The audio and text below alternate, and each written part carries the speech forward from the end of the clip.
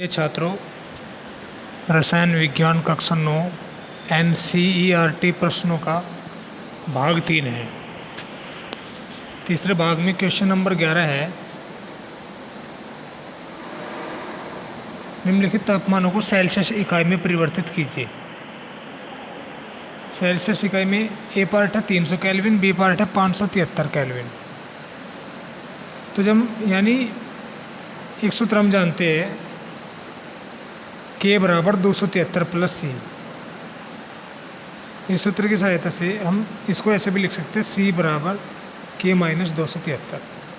अब K का मान कितना है? 300 केल्विन है। C हमने सूत्र लिखा K माइनस 273, तो C बराबर K की वैल्यू रख दी 300 माइनस 273, कितना आ गया? 27 डिग्री सेल्सियस आ गया। इसी प्रकार यदि K का मान 573 है तो सूत्र लिखा C बराबर K माइनस 273, तो C बराबर कितना हो? 573 माइनस 273, C बराबर कितना आ गया? 300 डिग्री सेल्सियस। ठीक है। ऐसे ही निम्नलिखित तापमानों को केल्विन इकाई में परिवर्तित कीजिए। 25 डिग्री सेल्सियस है, इसको केल्विन में चेंज करना है। C बराबर 25 डिग्री सेल्सियस है, सूत्र है K बराबर 273 प्लस C, यानी इसी सूत्र को हम इस प्रकार भी लिख सकते हैं। तो K बराबर 273 प्लस C का मान रख दिया 25, 298 केल्विन आ गया। ऐसे ही हम इसको निकाल सकते हैं। क्वेश्चन नंबर 39, निम्नलिखित तापमान पर जल की भौतिक अवस्था क्या होगी? ए पार्ट है 250 डिग्री सेल्सियस की क्या होगी, 100 डिग्री सेल्सियस की क्या होगी, 25 डिग्री सेल्सियस की क्या होगी और 0 डिग्री सेल्सियस की क्या होगी। हम जानते हैं जब जल को गर्म किया जाता है तो 100 डिग्री सेल्सियस पर वो भाप में बदलना शुरू हो जाता है। भाप यानी गैस अवस्था में बदलना शुरू हो जाता है। अब 100 से ऊपर जितना भी टेम्परेचर होगा जल का, तो सीधी सी बात है वो वाष्प होगी, गैस होगी उसमें। तो 250 डिग्री सेल्सियस पर क्या होगा? वाष्प अवस्था होगी या गैस अवस्था होगी? 100 डिग्री सेल्सियस पे क्या होगा? वाष्प होगी या गैस होगी, क्योंकि 100 पे बदलना शुरू हो जाता है।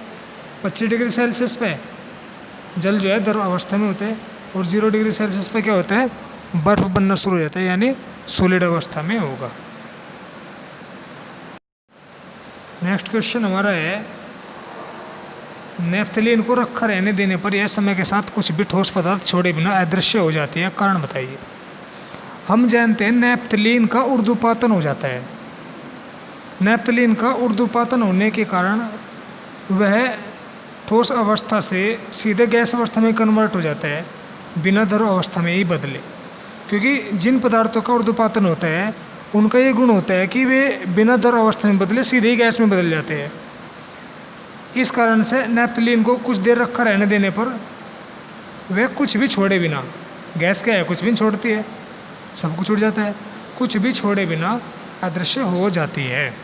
नेक्स्ट प्रश्न है, जल कमरे के ताप पर द्रव है, कारण दीजिए।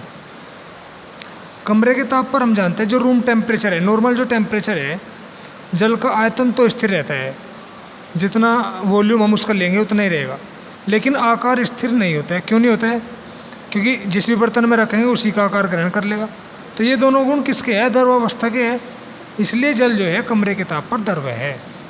नेक्स्ट हमारा क्वेश्चन है, लोहे की अलमारी कमरे के ताप पर ठोस है, पुष्टि हेतु कारण लिखिए। बिल्कुल इसी प्रकार रूम टेम्परेचर पर, नॉर्मल टेम्परेचर पर क्या होगा? अलमारी का आयतन और आकार दोनों स्थिर रहेंगे, उन्हें कहीं भी रख लो, न उनके आयतन में परिवर्तन होगा न उनके आकार में परिवर्तन होगा। और ये प्रॉपर्टी किसकी है? ये गुण किसके हैं? ठोस अवस्था के गुण है। ठीक, इसलिए अलमारी क्या है? कमरे के ताप पर ठोस अवस्था में है। नेक्स्ट प्रश्न है, निम्न पदार्थों को उनके कणों के बीच बढ़ते हुए आकर्षण बल के अनुसार व्यवस्थित कीजिए। जल है, चीनी है और ऑक्सीजन है, इनको आकर्षण बल के अनुसार व्यवस्थित करना बढ़ते हुए।